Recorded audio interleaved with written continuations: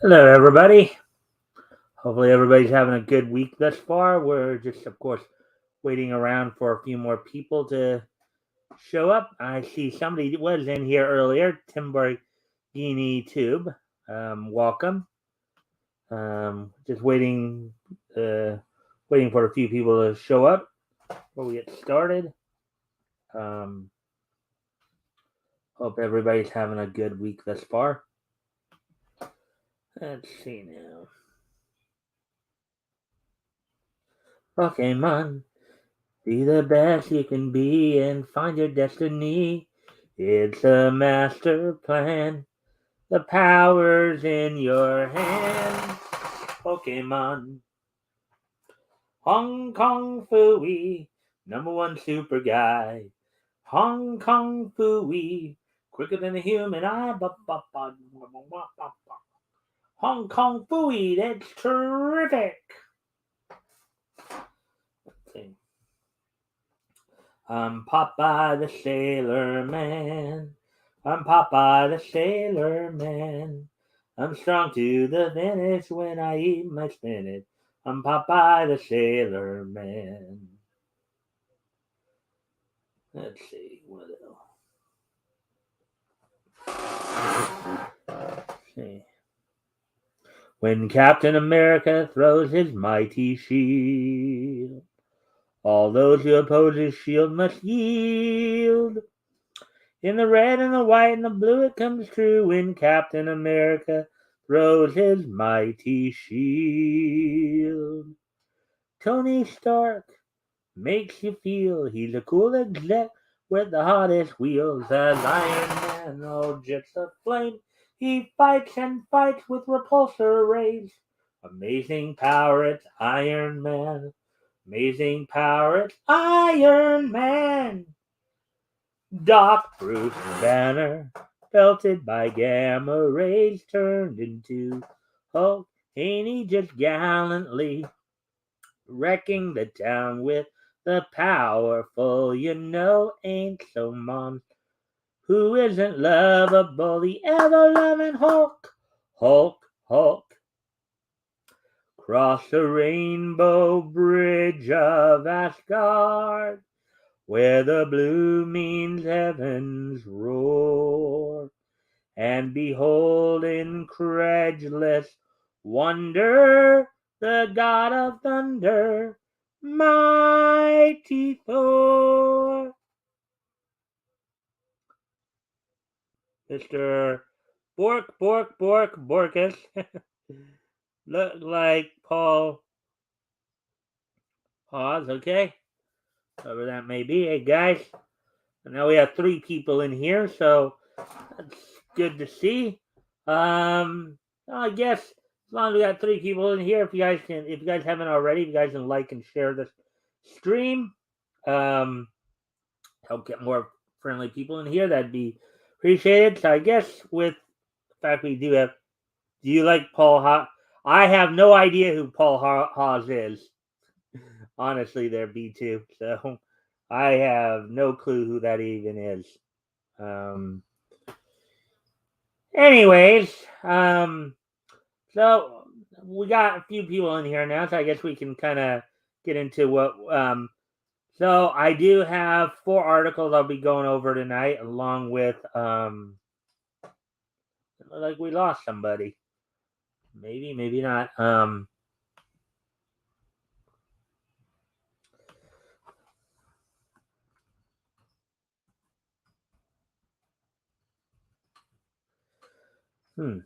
Yeah. So, anyways, yeah. Well, looks like somebody dropped off there. And another person just dropped off. That sucks. All right, well, I guess I'll go back to singing tunes until was about to get started, but people just took off on me just because I didn't know who Paul Haas was. That kind of sucks, but anyways, cross the rainbow bridge of Asgard, where the blue means heaven's roar, and behold incredulous wonder the god of thunder, mighty Thor. Stronger than a whale, he can swim anywhere, he can breathe underwater and go flying through the air. Noble submariner, prince of the deep, so beware deadly demons. Lord Namor of Atlantis is the prince of the deep. Come along with the snorks, swim along with the snorks. So much to see waiting for you and me. Have some fun with the snorks. You could breathe underwater. Where would you go if you had friends underwater? Who would you know? Come along and sing along too. Yeah! Come along with the snorks. Swim along with the snorks. So much to see waiting for you and me. Have some fun with the come along with the have some fun with the snorks. On Moon Mesa, where the cowboys roam, everyone wants to go by the code of the West. On Moon Mesa, brave star, brave star, brave star, brave star. Eyes of the hawk, ears of the wolf. Brave star, brave star, brave star. Strength of the bear, speed of the puma. Brave star. Spider-Man, Spider-Man, does whatever a spider can. Spins a web and he sighs. Can't you see? Just like flies. Look out. There goes a Spider-Man. Is he strong? Listen up. He's got radioactive blood. From a swing overhead. Take a look overhead. Hey there. There goes a Spider-Man. In the chill of night, at the scene of a crime, like a streak of light, he arrives just in time. Spider-Man, Spider-Man, friendly neighborhood Spider-Man. Welcome he is yours. Action is his reward to him. Life is a great big hang up whenever there's a hang up. There goes a Spider-Man. Well, yes, now we're at the 8-minute mark. Kind of will tell everybody what's on top. I said earlier, we'll have 4 articles that we'll be going over. 2 anime related, 2 comics related. Let's see. And then of course we'll have some wrestling roundup afterwards from WWE and AEW news, including what happened last night on Dynamite. Roundup on that. Let's see. So let's see. So among the things we're going to talk about tonight is first Aniplex and Shueisha announcing the complete Mashle, Magic, and Muscles anime adaptation. I'm coming for that. The release date confirmed for the second season of Don't Toy With Me, Miss Nagatoro. That's an interesting anime. I haven't seen it yet, but I plan on some point of seeing that.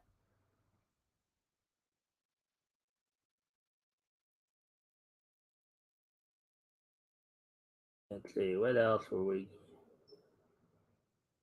We'll also be talking about some commentary from Ethan Van Sciver as he explains his disappointment in the swapping of Hal Jordan with Jon Stewart in the upcoming animated feature Beware My Power.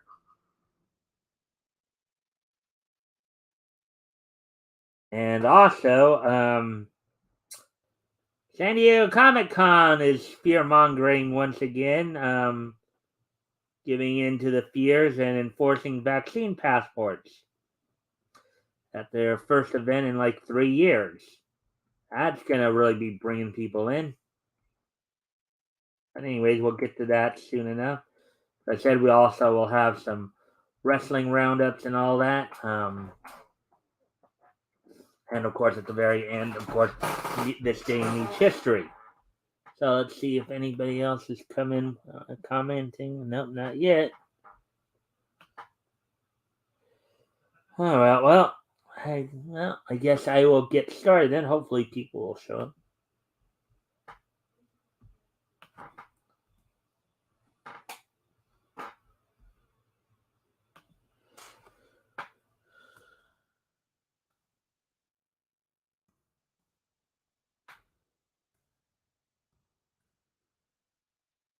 Anyways.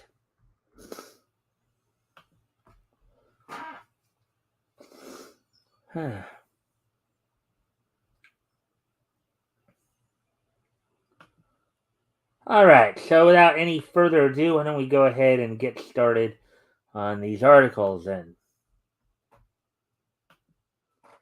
We're 11 minutes into this.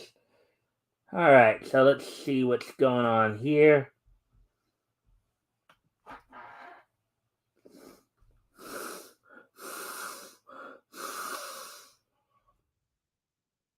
Excuse me one moment while I go off camera here for a moment, just to try to see if I can't. I'll put some music on for you guys. Wait.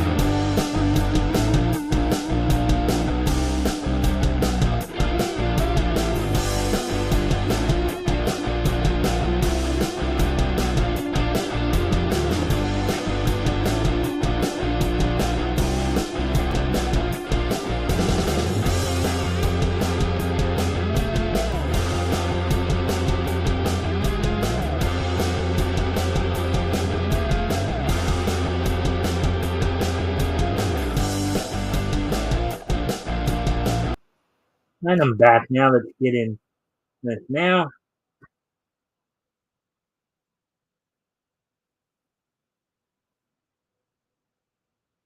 All right, so Aniplex and Shueisha announced quote unquote complete martial magic and muscles anime adaptation.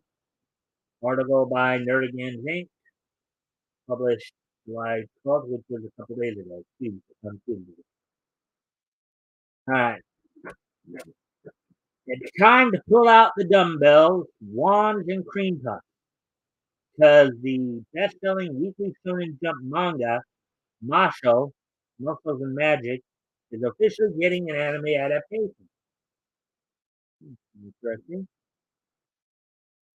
The anime adaptation of Hajime Komodo Magically Muscular Shonen series was first announced via a color spread featured ahead of the series' 114th chapter in 2022's 31st issue of Weekly Shonen Jump. Quote, I didn't think this would become an anime, unquote, said Komoto. As translated by the official English language martial account. So all the readers and the people that support the series made it possible. Thank you so much.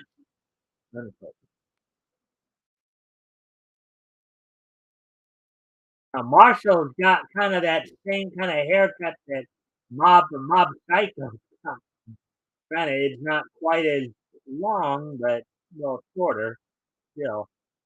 To commemorate the One Punch Man Mob Psycho 100 Harry Potter hybrid series. Oh, okay, so I hit a portion of the nail on the head. Mob Psycho hybrid series new anime. The project production team released a key visual depicting Mosh clenching his fist and cracking a wand in half. Whoa, look at that! He definitely has some mob in him, doesn't it? Doesn't he? Their names are similar too, Mob and Mott. Sharing the series' first trailer to the Twitter account, Aniplex in America, which of course has given us some incredible animes over the years, including Fullmetal Alchemist, confirmed that they would be producing the series, but noted that they are currently keeping details regarding the assigned animation studio under wraps. The trailer kicks off with a little bit of a background on the series setting, explaining that in the realm of magic um, is a normal part of everyday life before introducing the titular Marshall. Born into a magical family but lacking any magical prowess himself, Marshall's birth defies the natural order. Yeah, I've seen animes like this. I think Mexicano and Maburajo are also like this, where basically you're in a world where everybody is born. Well, even Black Clover is kind of like that too. Basically, most people are born with some form of magical ability, and you do have the rare oddities of those who have none, but still find a way to succeed.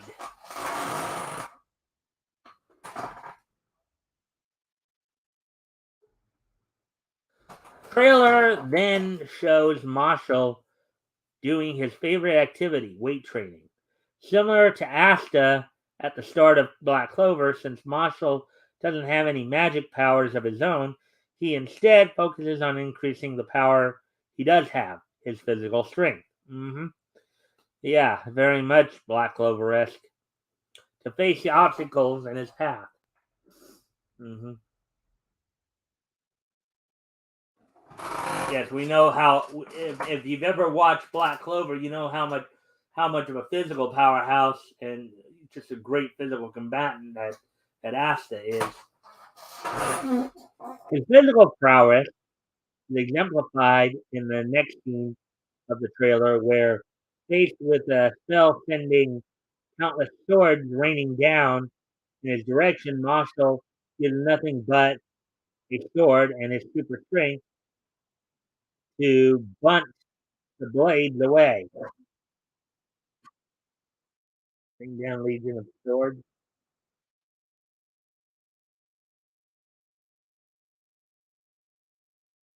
I think that was the general idea there, Marshall.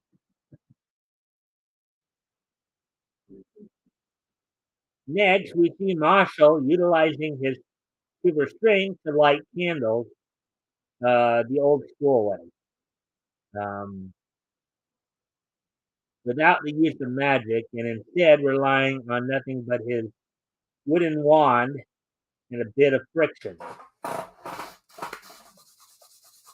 right? Kind of when you rub two sticks together. A challenge.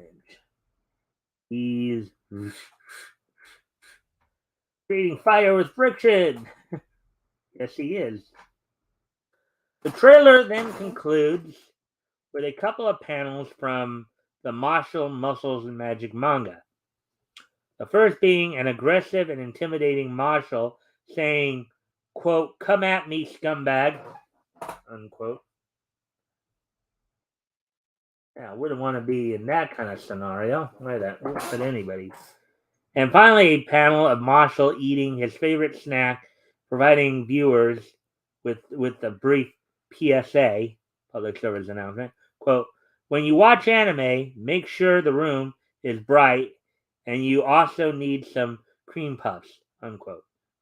Yeah, that one is, I guess they pick up on the fact a lot of people like to watch, and I'm one of those too. Kind of like, well, depends upon which anime, you know. I personally like the idea of having the lights off, in a darkened room just for watching anime because, um,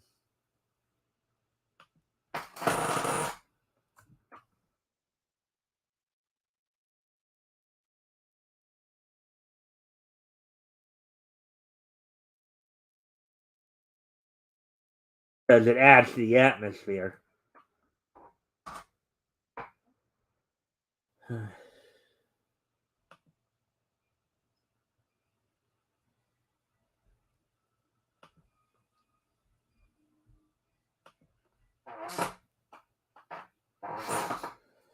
But a lot of animes have kind of got to the point where they will sometimes throw in that PSA about make sure you're in a brightly lit room when you're watching it. Alongside Aniplex's release of the trailer, the Jump Comics YouTube channel released 2 additional promotional videos, including one advertising the manga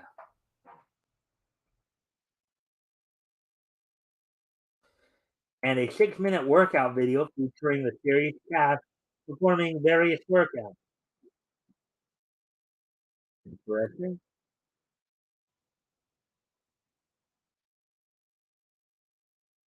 Are you excited for a complete anime adaptation of martial magic and muscle?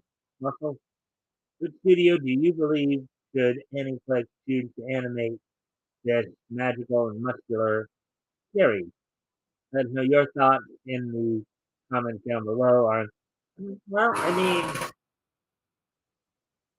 yeah, that does beg the question about that part. It does sound like a very interesting anime, though.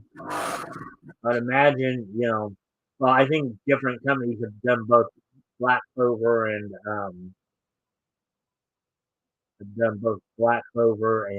Mob Psycho, so one of those 2 companies would probably be a good fit for it.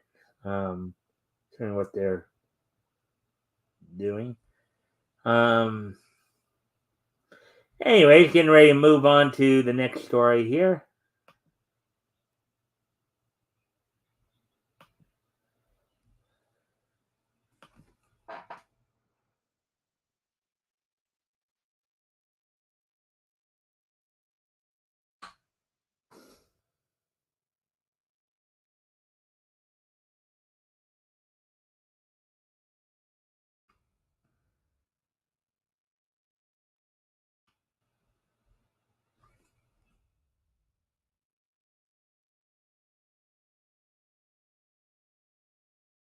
I wonder if there was a.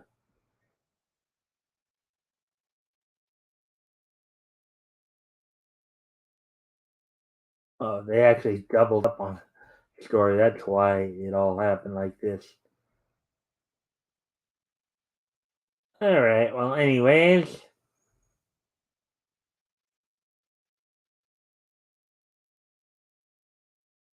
All right. Well, here's another interesting article here.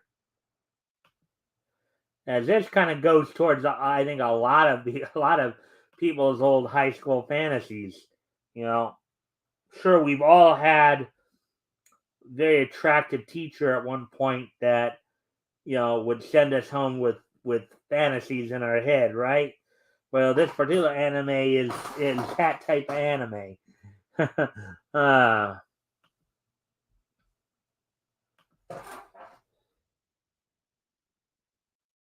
the release date confirmed for second season of Don't Toy with Me, Miss Nagatoro. Now this one I believe I haven't actually seen this, but based on the title and based on what little I have heard about this particular anime, this is one of those teaser type anime where the idea is that you have a young, very attractive teacher who teases one of the students, and the comedy that ensues from that. Um, Maybe a little bit more risque than, let's say, than some animes like Please Teacher, Please Twins. And what's another one I'm thinking of? Happy Lessons, the other one I'm thinking of. Um, well, with that, let's go ahead this was written by Nerdigan from July 12th, which is this past Tuesday. So let's get into this. Let's hope Senpai is ready for a second attack from Nagatoro as the official website for the anime adaptation of Nanashi's romantic comedy, Don't Toy With Me, Miss Nagatoro, has confirmed the date for the Queen of Tease's return to the small screen. Oh, now look at that! Now let me ask you: if you were back in high school, or even junior, even middle school, okay, you had a teacher like that. You had a teacher that cute trying to make a move on you. Would you not be tempted? Would you not be tempted there? I'm not saying that you should go ahead and follow your impulses, but still, that'd be quite tempting.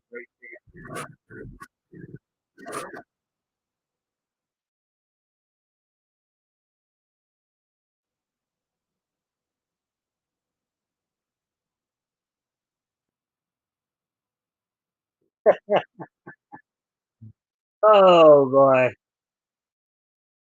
On June 30th, the series' official website announced that the second season of Nagatoro's exploit, aptly subtitled "Second Attack," will make its debut in January 2023.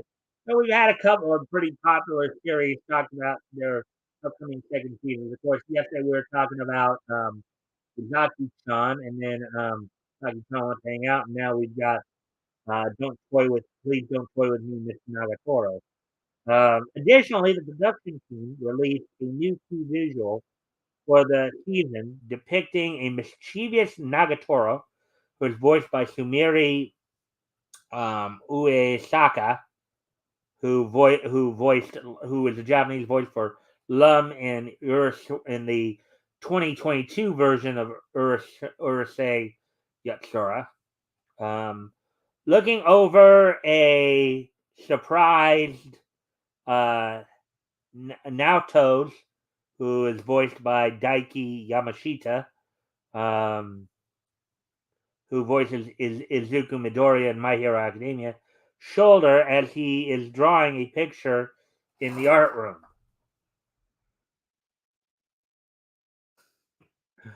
Whoa, look at that.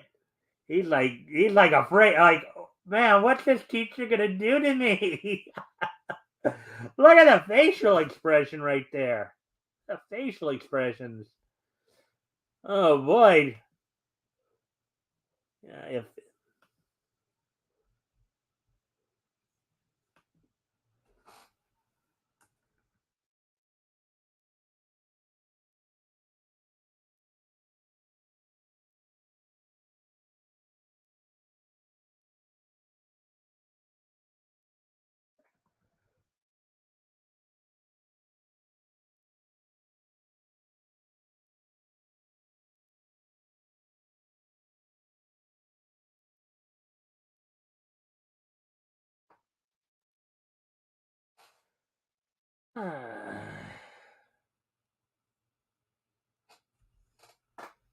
I just posed a question for anybody who might be in the chat. You guys want to answer that? And if you see that question come in and already passed it, just go back to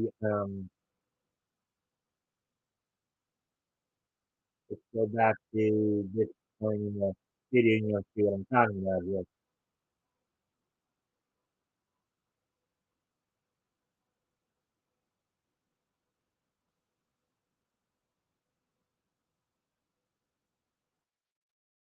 Anyways,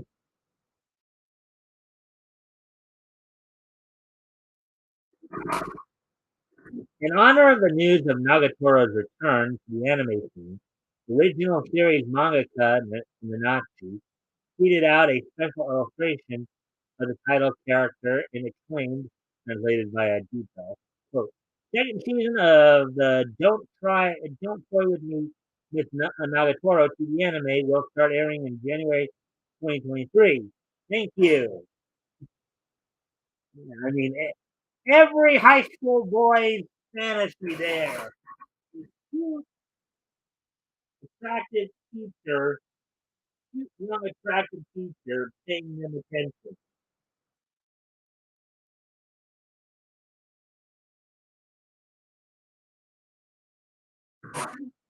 Likewise, series composer Kishimoto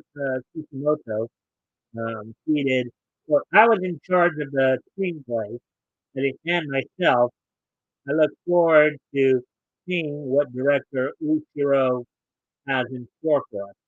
Now up to this point, I've always assumed that Nagatoro was a teacher, flirting with, teasing her student. But now that I think about it, because in Japan they're more formal to begin with, so it is possible that this could be just another classmate of his doing this too. I'd always naturally assume because of the Miss Nagatoro that she was a teacher, but they even said here in this trailer that she's addressing him as senpai, which indicates that he's older than her, so it might be something else altogether. This whether she's a student or a teacher, yeah, I guess now that I think about it, she would be. It looks like she's more like a classmate than a teacher, actually. When I think about it, 'cause that's more like a school uniform that she's wearing.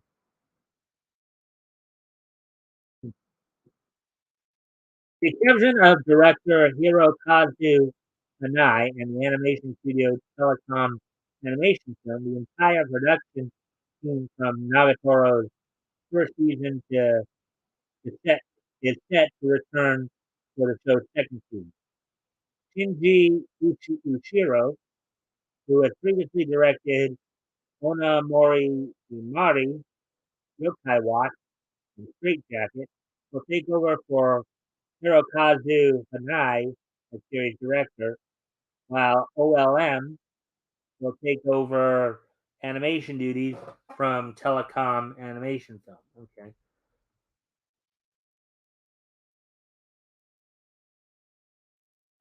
Well, even if you had a cute friend like this, how would you react to her? Are you excited about the return of Nagatoro? Yeah, it sounds like a very interesting show. Let us know in the comments. Alrighty then.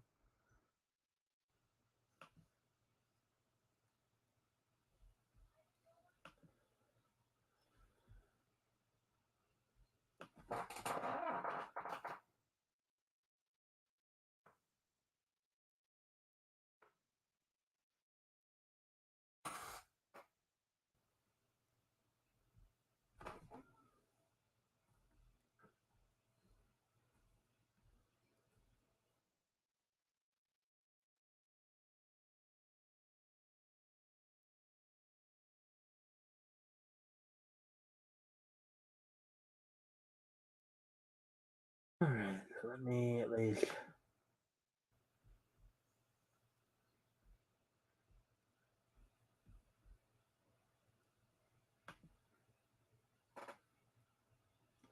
Let me just go check something here real quick.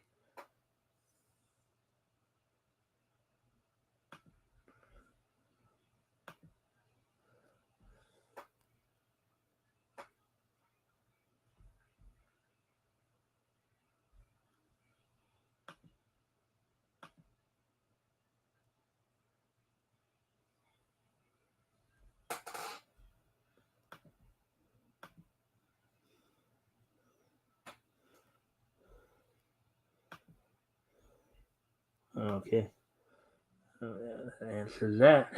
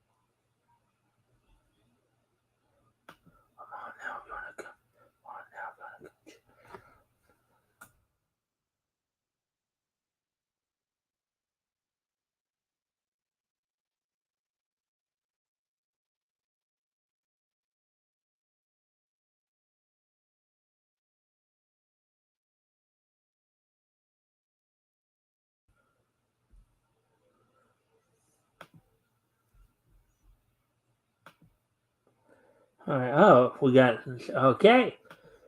All right, now. So now we're, as I said, we're getting into the comic. Did a couple of the anime stories here, so now we're going to be doing the doing some couple of comics articles here. Alrighty then. So let's get into this.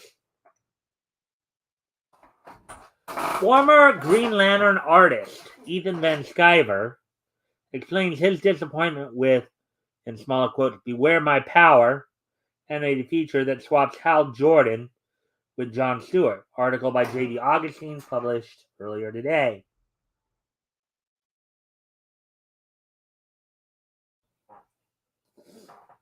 There's a new Green Lantern feature from DC Animation titled "Beware My Power" that puts John Stewart to the fore, but while he is a beloved character, not everyone is on board with this. This scene right here is from, of course, Justice League Unlimited, from future Days of Future Past, I believe. Or not Days of their history. I think that's John Stewart in shock that he just met his son. There's a pretty good reason the film retells the origin of Stewart by placing him in the shoes of Hal Jordan and the circumstances that bestowed the latter with the ring. So they're swapping out.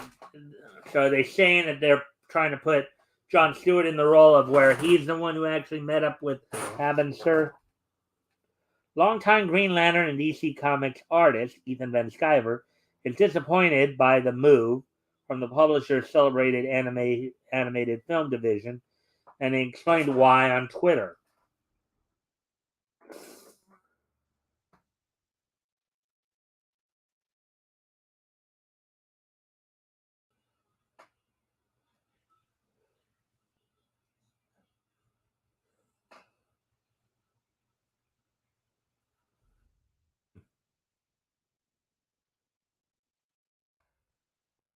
Let's see now. Let's see. Oh, we got three people here. Hello. Hey, guys.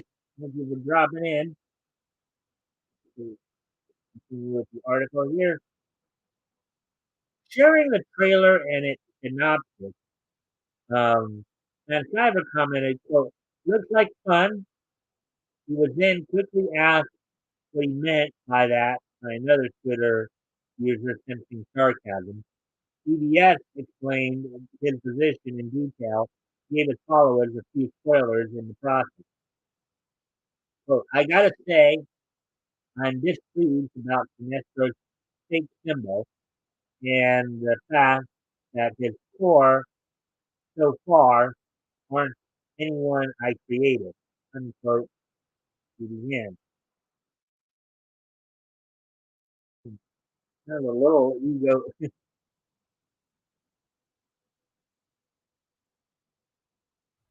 Hmm. And according to the rest of it here, that kind of sucked. Also, the quote Hal is dead plot makes me nauseous. But as far as John Stewart's presence and the rest of the JLA, it's 100% sarcasm because it's absolute bleep. Um, Sinestro's yellow lantern symbol was noticeably altered to look more like a standard lantern logo. Um, though it's hard to get a glimpse of it in the trailer. Um, but that's not the biggest elephant in this room. Stewart steps into the picture after Hal is killed in a battle with Sinestro that laid the core and Oa asunder. Expressing his displeasure, Van Sciver added, quote, "That kind of stuff. Also, the Hal is dead plot makes me nauseous." Yeah, considering, as I understand it, they've played that so many times over and over again. I mean, you almost do get the point that the whole Hal is dead arc has been played ad nauseum, which would probably disturb a lot of people.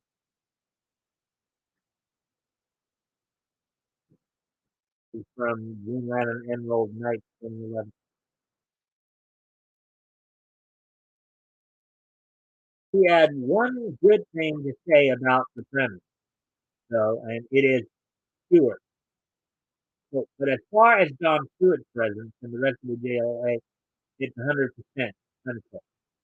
Having spent more than a decade in charge of the character's art, even Van Sciver knows Green Lantern very well. He is also the creator of enduring characters like Parallax and Jessica Cruz, and won an Eisner Award for his pencils and ink on the Sinestro Corps story. And here's Green Lantern Sinestro Corps special one.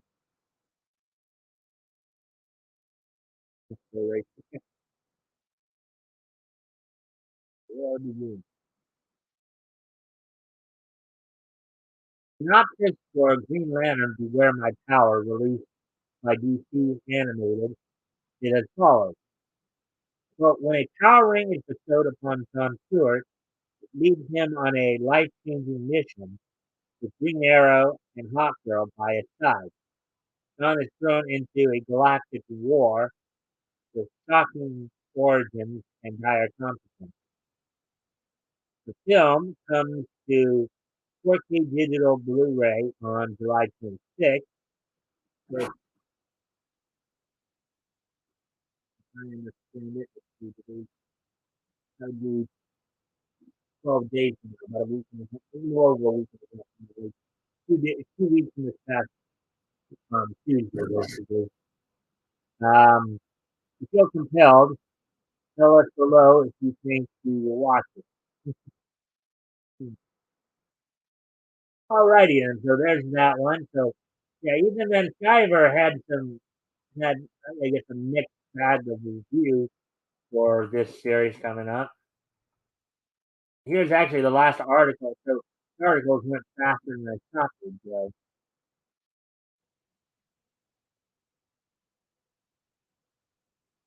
Yeah.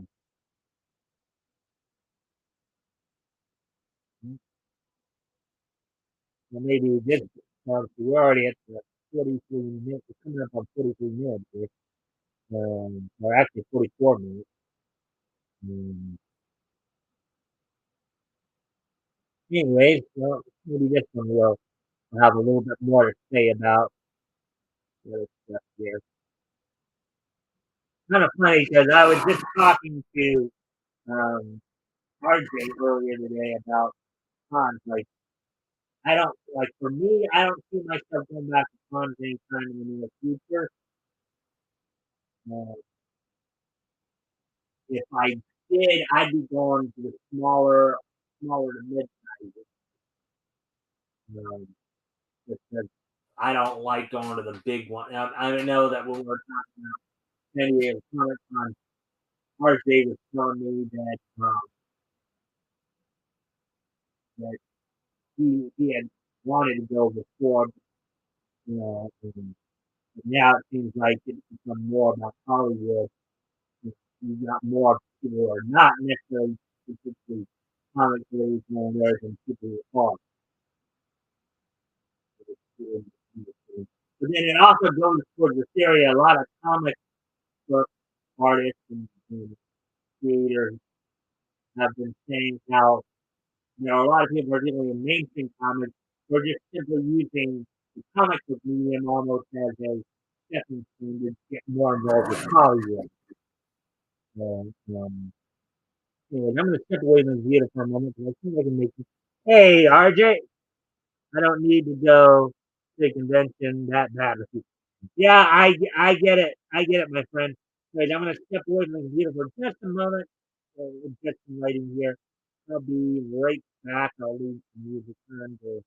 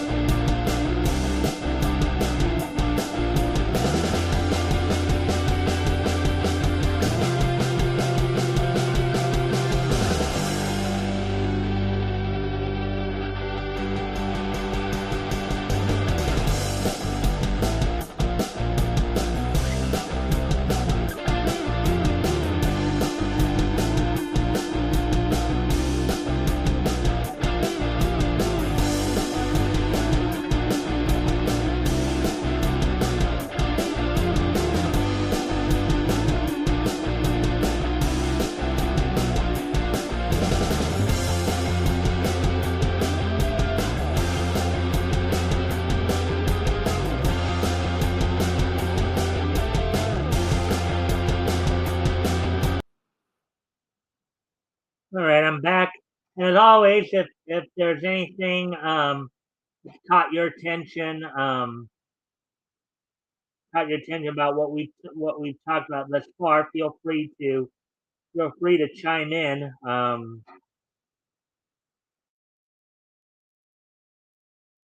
You know, whether it's one of the two anime articles we kind of went over, or even the Green Lantern article we just went over. About even if not got anything to say about any of that, feel free to chime in. Um, Anyways, let's get into this article now. Um, Here we go.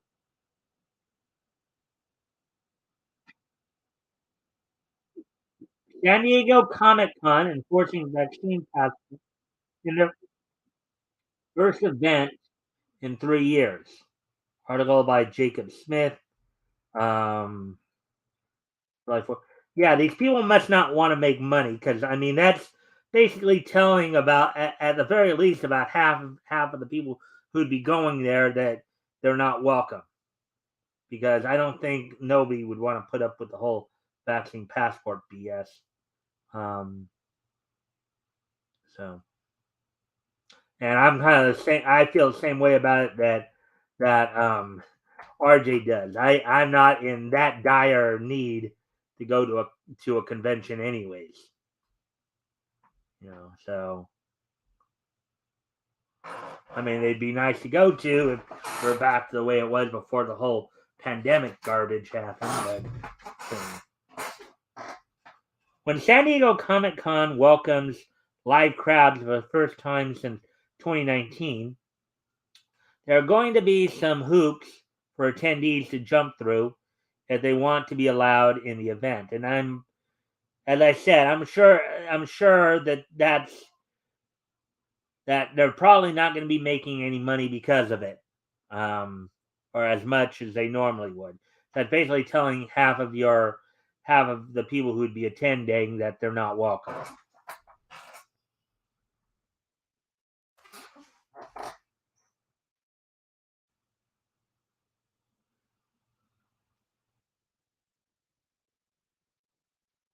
More than 130,000 people are expected to attend San Diego Comic Con in the gas lamp area of downtown next Thursday night. This will be the first Comic Con since the 2020 COVID pandemic started in the city, according to organizers of the event. Attendees will be required to wear masks for events, and they will need to either show proof of being quote unquote fully vaccinated or they will need to obtain a negative COVID-19 test within 72 hours of scheduled events.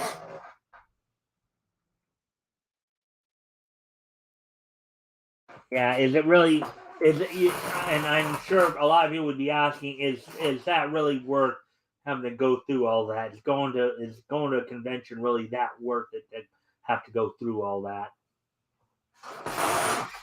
Cosplayers will not be exempt from wearing face masks regardless of their vaccination status, and all children age 5 and older will also be required to wear one during convention or risk being tossed from the event.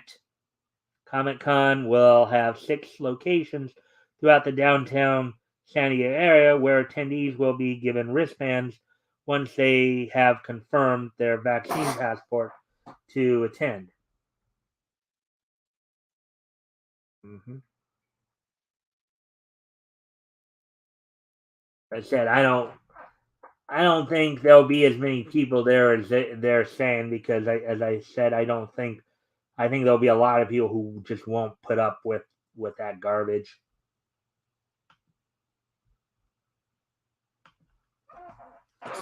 San Diego Comic Con International spokesperson David Glanzer told Variety about the changes made for this year's event.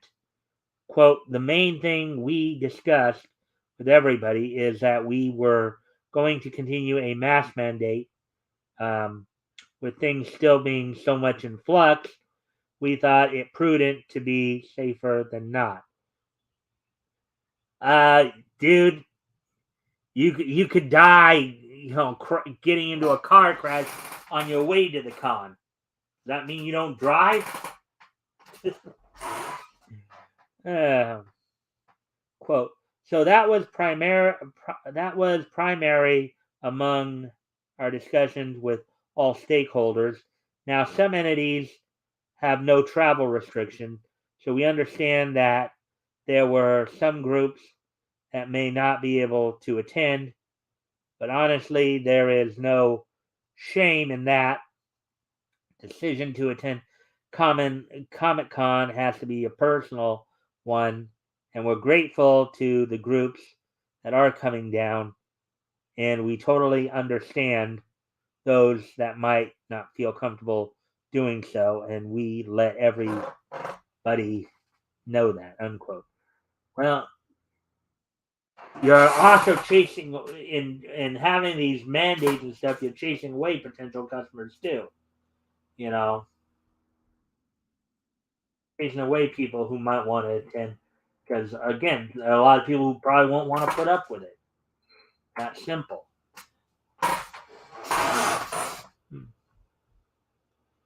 And again, of course, if you have anything like to add to the conversation, feel free to do so.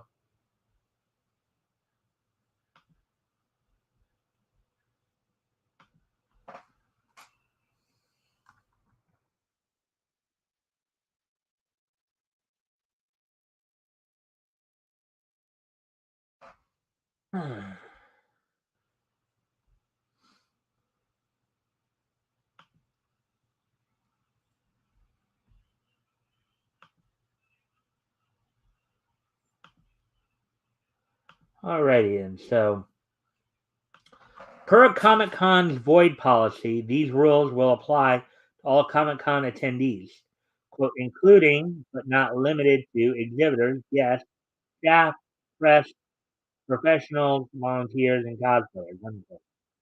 Glanzer stated that despite the restrictions for fans in attendance, there will be case by case exceptions made for celebrities who will be on stage during panels. Celebrity guests are unlikely to wear masks depending on protocols already put in place by studios, networks, and other organizations to protect their cast and creative.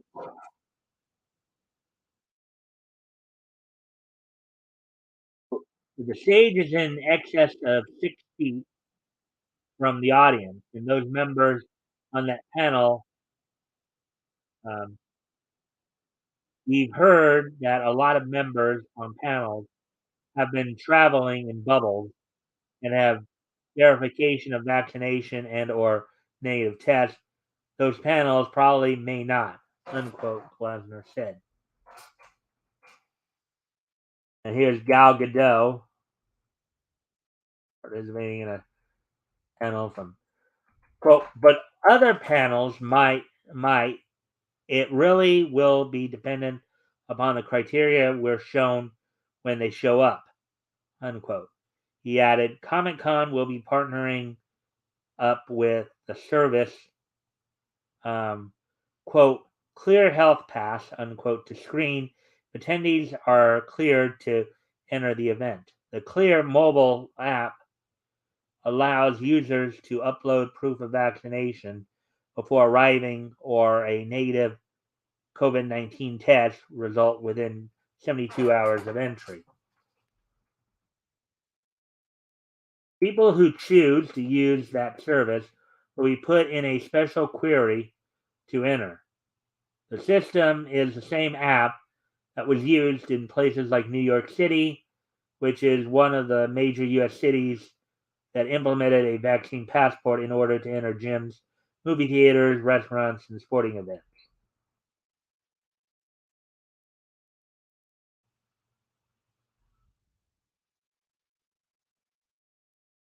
Those who are attending Comic Con for the full 4-day event, 5 days including the preview night, will likely have to receive 2 negative tests throughout the course of the event if they are unvaccinated, as the 72-hour period will not cover the entire event.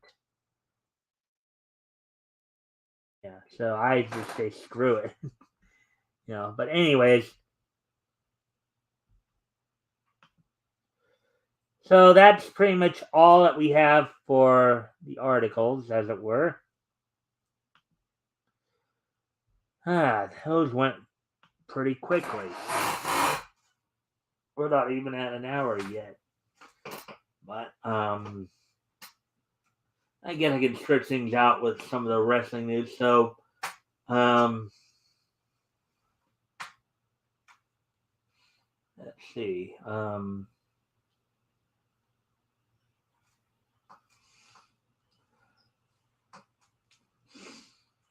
So let me see now. So we do have some WWE and AEW news, and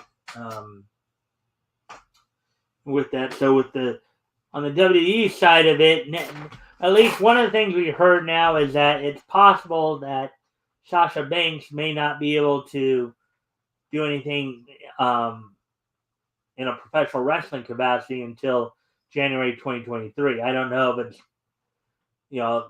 there's still some concern there of whether or not she's still in negotiation to get out of a contract. But once her contract expires, there's also the possibility she'll have to still sit out, 90 days, the 90-day no compete clause there.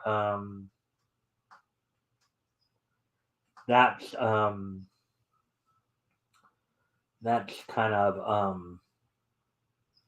one of the things they talked a bit about there. Anyways, going on to some AEW news. So last night's Dynamite event, in the main event, we have AEW has new tag team champions, Swerve in Our Glory. Swerve Strickland and Limitless Keith Lee defeated the Young Bucks and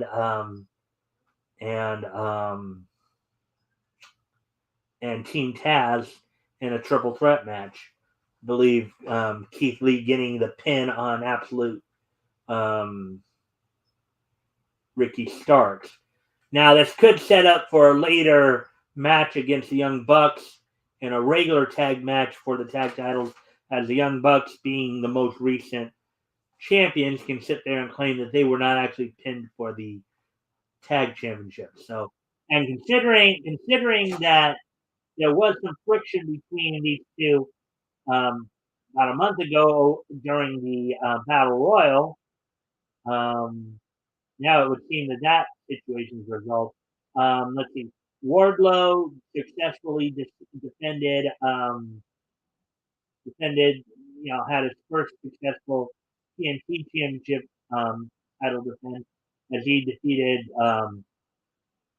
Orange Cassidy. And at least I saw some of the match. It looked like a pretty good match, but there were some commentators out there who were critical of it because Orange Cassidy is kind of considered a comedic character. So there are some people who are criticizing AEW for making Wardlow kind of look like a clown, but I didn't really see that. I think Cassidy put in a good effort there, and even early on looked like he had a good strategy, just didn't stick to it. He did some chop blocks on Wardlow, trying to neutralize his power by going for his legs. But Wardlow was able to get the win on him. Let's see. John Moxley defeated Konosuke Takeshita, which essentially eliminated Takeshita from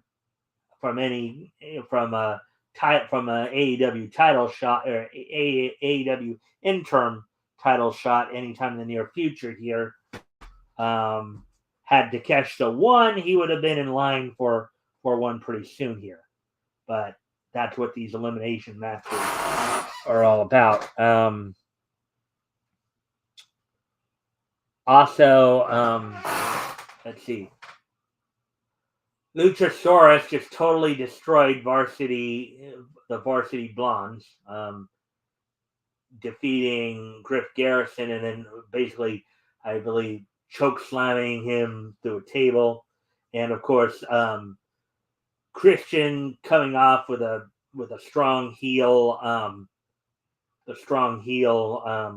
promo to further advance that storyline. Serena Deeb in her preparations for her match for a match to try to get the Ring of Honor World Women's Championship away from Mercedes Martinez, faced off and defeated Anna Jay of the Dark Order. And there is some possible talk, maybe some things that happened during the match that were indicating that maybe Anna Jay, they might be thinking about turning her heel, due in part to some comments that Tay Conti had made towards her. As some people may feel that Anna Jay's time with the Dark Order may be coming to an end. It may not be. There are some commentators I've heard said that they don't. It's not doing anything for her, even though she's still maintaining a very high, winning percentage there. The Dark Order is become Dark Order, even since the passing of Brody Lee. They've still remained a strong faction, even though you've had a couple of guys who have been fired from the company already, in Stu Grayson and Alan Angels. Alan Angels, who just made his debut on Impact recently, challenging Speedball Mike Bailey for the Impact X Division title. Let's see. You have also let's see. But and I know that even to this day, I think John Silver and Alex Reynolds are still considered in the top 5 for the tag team title. So, and you should start seeing these guys getting more opportunities soon, because they've been on a bit of a hot. They've been pretty dominant over other factions like the Wingman, like the Workhorsemen, the Workhorsemen,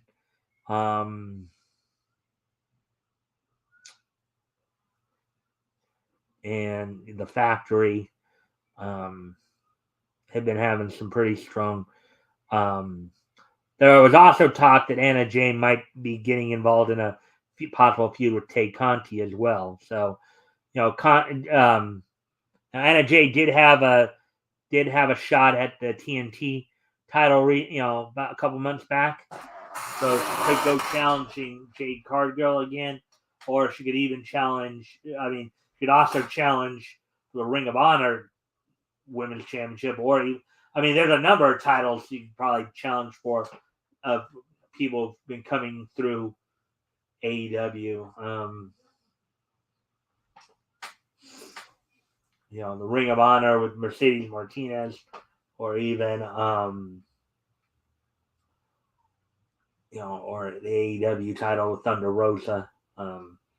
But yeah, the Dark Order should be getting more shots here sooner rather than later. And of course, AEW's just been hit so much with the injury bug of late as well. You have a number of guys who, and there's a reason you haven't seen certain wrestlers in a while. Bryan Danielson, I think we all know about CM Punk, his injured foot, and why we have the interim. Let's see, Adam Cole is hurt. Of course, we've heard Santana got hurt at the Blood and Guts match. In fact, Chris Jericho did a promo talking about his rivalry with Eddie Kingston, how that's going to be coming to an end after next Wednesday's match, a barbed wire everywhere match between him and Eddie Kingston, where the rest of Jericho Appreciation Society will be locked up in a shark cage, keep them from interfering. So this is going to be the send-off to this feud. Jericho has gone after he shaved Ortiz's head. The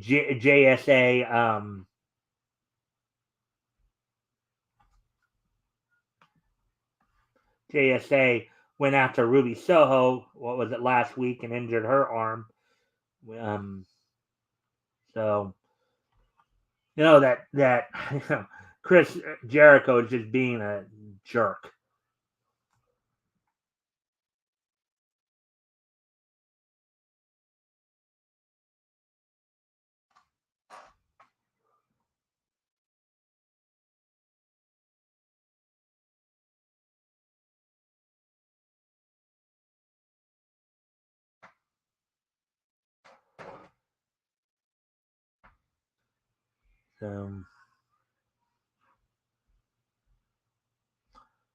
So that should be a sin. And we do have more news in regards to not just All Elite, but also Ring of Honor, as we've been talking about lately. Of course, Ring of Honor, not this Saturday, but next week from this Saturday, and have their Death Before Dishonor pay-per-view. And another match that may have some ramifications for that. Jonathan Gresham, with Tully Blanchard in his corner, will be defending Ring of Honor title against Lee Moriarty with Matt Sydal in his corner this tomorrow night on Rampage. So we may have some, and already signed for Death Before Dishonor, as I mentioned yesterday. Of course, Wheeler Yuta defending the Pure title against Daniel Garcia, the Jericho Appreciation Society. Samoa Joe defending the World Television title against Jay Lethal. We'll have Sanjay Dutt and Catman Singh in his corner. As mentioned a few minutes ago, Mercedes Martinez will be defending the ROH Women's title against the Professor Habib, and FTR, Cash Wheeler and Dax Harwood will be defending the Ring of Honor World Tag Team Championship against Mark and Jay Briscoe in what is considered to be one of the most anticipated return matches of the year. It would be interesting to see if Briscoes somehow do pick up the win against FTR, because we've already heard that there are some higher ups at AEW, or at least some network bosses, maybe TNT and TBS, that do not want the Briscoes signed to AEW. And if they were to become ROH champion, they would have to use them. They'd have to sign them, as ROH is a part of Tony Khan's ownership. Tony Khan owns Ring of Honor as well. People are upset with the Briscoes over some comments they made in the past. So the Briscoes have had an up and down year too. Here they, came in the year as Ring of Honor World Champion only to have dropped that title, but they also in the process won the Crockett Cup in the NWA. They won and then lost again the Impact World Tag Team Championship. They've been, they've pretty much still been a hot, up there as a high contender for some of the tag team titles ever since.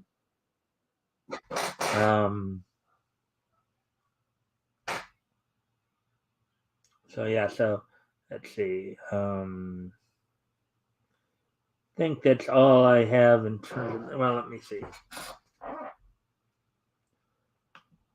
Also, one other thing that, even though I wasn't going to, but since I need more to talk about here anyways, might as well mention this now. I was going to wait a little longer, but on July 31st,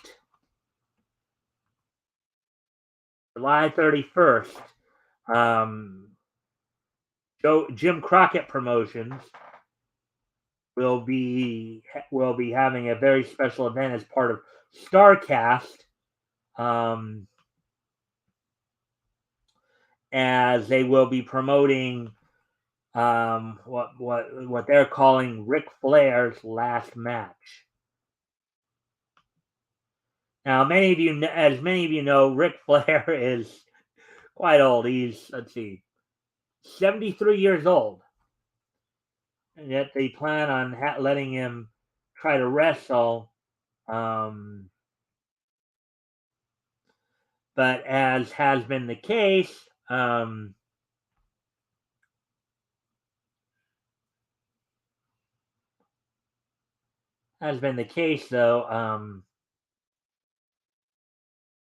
So this pay-per-view, there's going to be a pay-per-view held at the Nashville Municipal Auditorium in Nashville, Tennessee.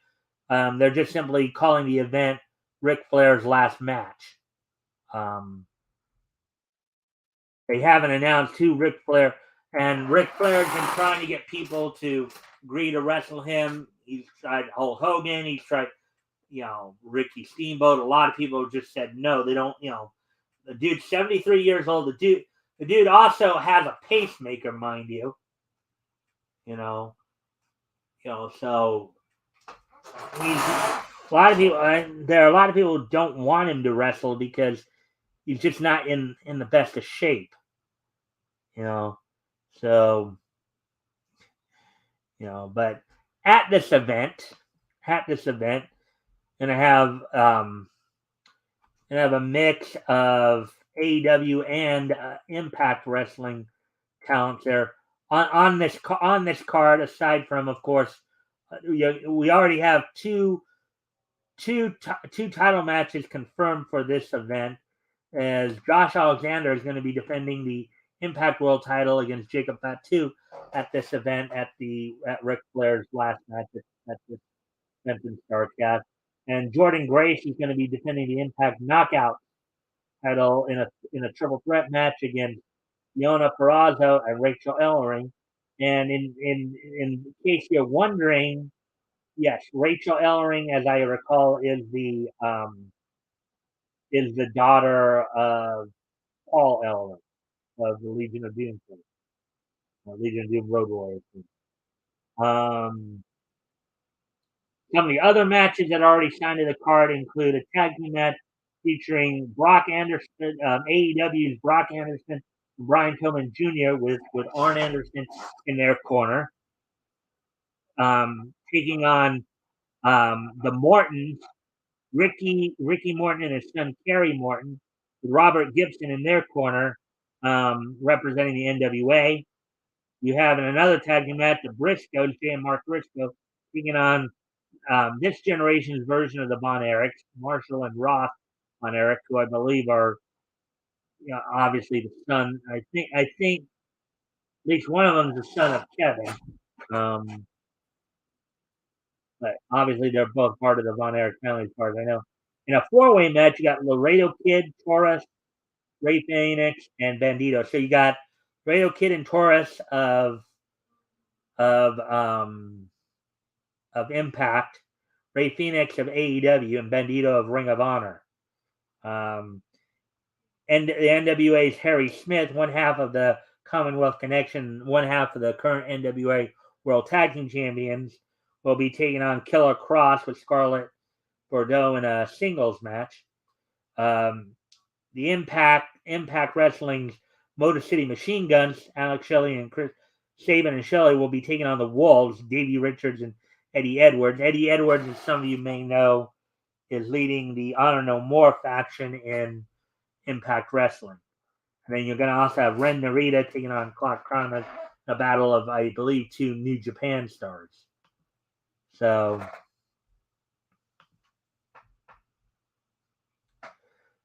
that's all coming up on the 31st. Of course, a couple days prior to that, or a day prior to that, WWE will be holding its SummerSlam event, and we talked about that already as well.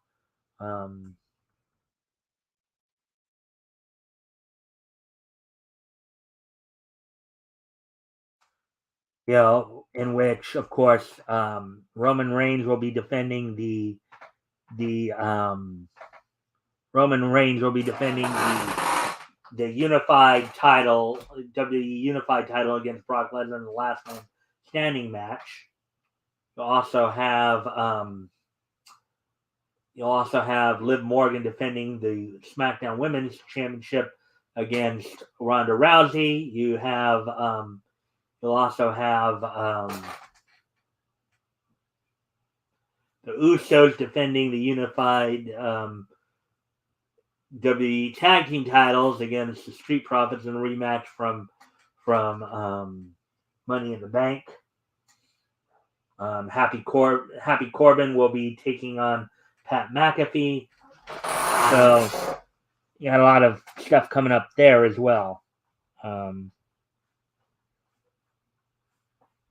Let's see now. So anything else? I think that's all the news I guess I got for you guys. Try to stretch this out to an hour and a half as much as I can. Alrighty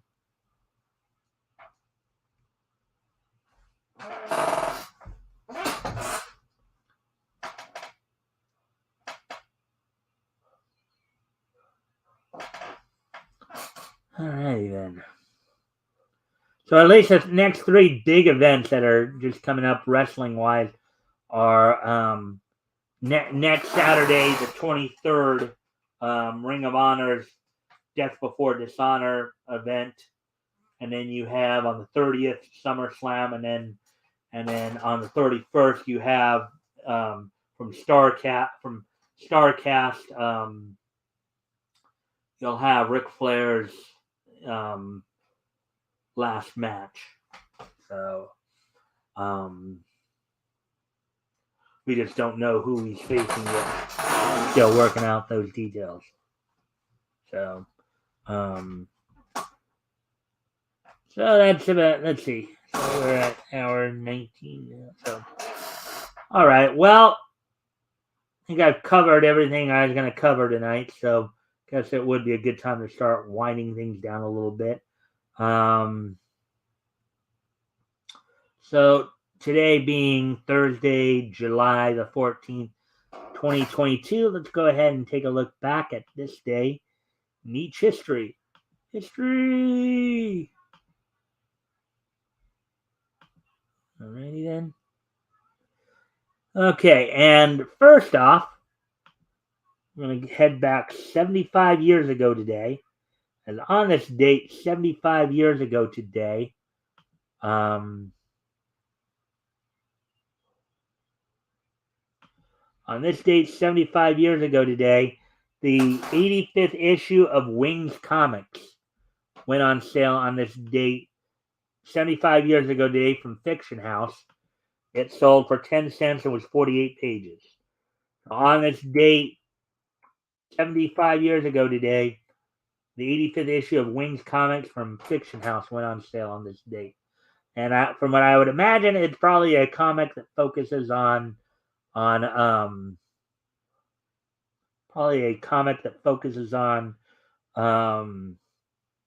aviation stuff, so aviation stories. So with that, let's move on to the next piece of niche history here.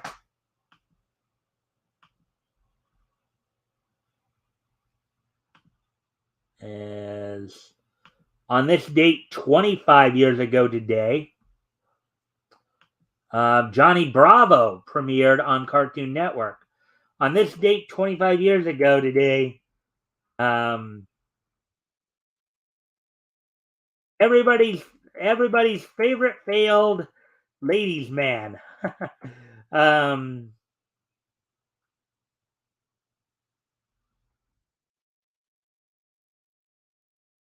Would premiere. Johnny Bravo would premiere on Cartoon Network 25 years ago today.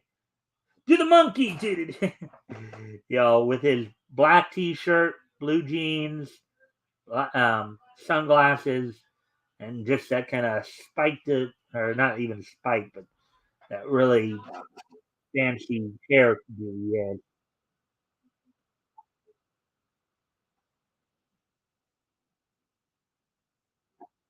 Anyways, getting ready to move on to the next piece of news here is we go back 15 years ago now, 2007, as we have actually a couple of things to go over from 2007. As first off, on this date in 2007, Combat and CZW Combat Zone Wrestling held its Best of the Best um, 7 event from Philadelphia, Pennsylvania, came from the New Alhambra Arena, which is one of the names given to the arena that was originally named was originally named was originally home to the ECW arena.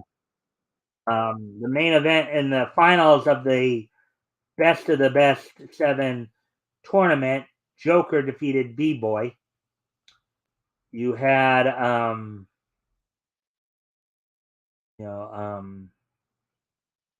you had for the CZW, you had Ruckus defeat Justice Payne for CZW heavyweight title on the among the participants who participated in the Best of the Best 7 tournament included Human Tornado and Ruckus, Ricochet and Chuck Taylor, B-Boy and Creech. I know both Tomaselli, Saul and Brandon both participated. Ricky Reyes, Jigsaw, Grim Reaper, Cloudy, Scotty Vortez, they all participated in the tournament. The semifinals were set up as a fatal 4-way as Joker and B-Boy won those, and then went on to Joker went on to defeat B-Boy in the finals. Team Andrew, Andy Summer and Drew Gulak defeated Javier and Ryan McBride, and then Brain Damage, DJ Hyde and Mitch Ryder defeated Danny Havoc and the Tough Crazy Bastard Necro Butcher, and a 6-man tag. So that was the events that happened at CZW's Best of the Best 7 that happened on this date. And also, we said 2007 is just so nice. You got to hit it twice.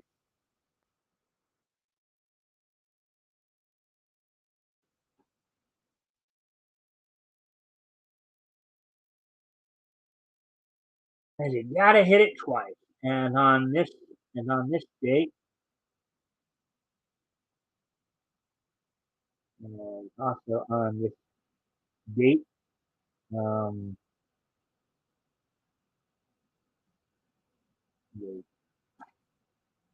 on this date, um, the anime movie Pokemon: The Rise of Darkrai would premiere. OLM and distributed by Toho. OLM produced Pokemon the movie The Rise of Darkrai would premiere in Japanese theaters on this date in 2007 as well, 15 years ago today. So that's pretty much all that I got for you tonight, guys. Let's see. So let's do some wrap up here. Let's see. So don't forget, tomorrow night, of course, have Rick Piper co-hosting with me tomorrow night, and we will be looking back to March of 1939, looking at comics that went on sale in Dell Comics and Centaur. We'll be just briefly looking over Centaur real quick, acknowledging some stuff, and then we'll be focusing in on Dell, particularly on the Funnies Volume 2, number 30. We'll be reading such features as Alley Oop, Bosco.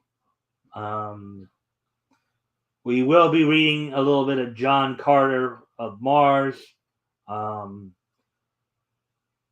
Busters, and maybe one I haven't decided. There's a couple of westerns that I might read. I might read at least one of them, and then depending upon how much time we have.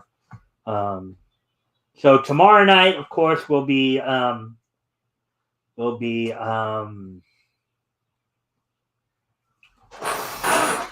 tomorrow night. We will be going over, as I said, comics that went on sale from Dell and Centaur from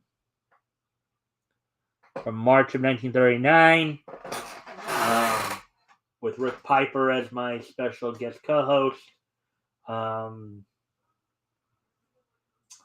Let's see. To give you guys kind of a heads up at what we'll be covering over the next few weeks, you guys, I do have at least coverage planned through September 2nd. So we'll be focusing on March of 1939 through the rest of July here. Tomorrow, as I said, Dell and Centaur. Next Friday, the 22nd, we'll be looking at comics that went on sale from David McKay Publications, which we'll be doing a quick review on Ace Comics Volume 1, number 25, and then focusing in on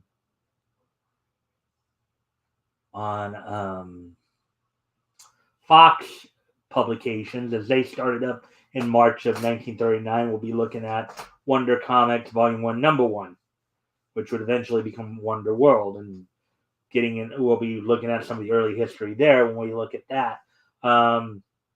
Then the following week, on the 29th, we'll be focusing in on comics going on sale in 39 from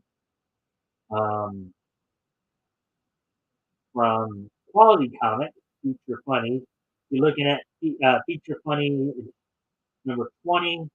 So we'll be reading the clock. Then when we get into August and first week of September, that's when we'll be covering April of uh, of, of April of 1939. On the 5th, we'll be covering DC.